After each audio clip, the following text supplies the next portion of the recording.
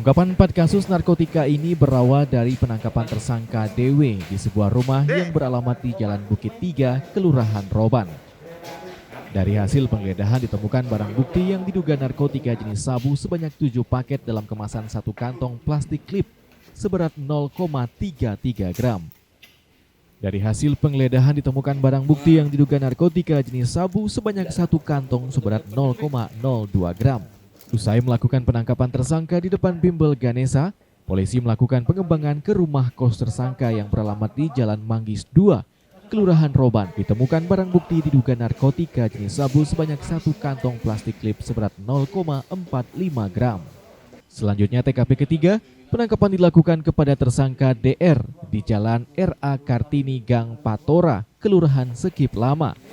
Dari penangkapan tersebut ditemukan barang bukti narkotika jenis sabu sebanyak 6 paket dalam kemasan 1 kantong plastik seberat 0,24 gram yang disimpan tersangka ke dalam remote TV.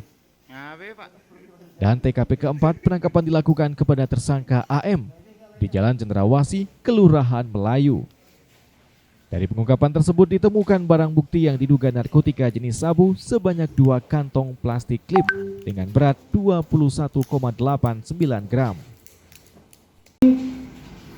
Kita bisa mengamankan masyarakat Kota Singkawang sebanyak 229 orang dengan perhitungan 1 gram sabu dapat digunakan untuk 10 orang dengan masing-masing sebanyak 0,1 gram. Untuk pasal yang dipersangkakan 112 ayat 1 dengan ancaman pidana paling singkat 5 tahun dan paling lama 20 tahun. Kemudian 114 ayat 2 dengan ancaman pidana mati dengan penjara seumur hidup atau pidana paling singkat 6 tahun paling lama 20 tahun. Dari 4 tersangka dan 4 TKP tersebut, petugas menyita barang bukti sebanyak 22,93 gram. Keempat tersangka ini akan dipersangkakan dengan pasal 112 ayat 1 dan 2 dengan ancaman hukuman pidana paling singkat 5 tahun dan paling lama 20 tahun penjara.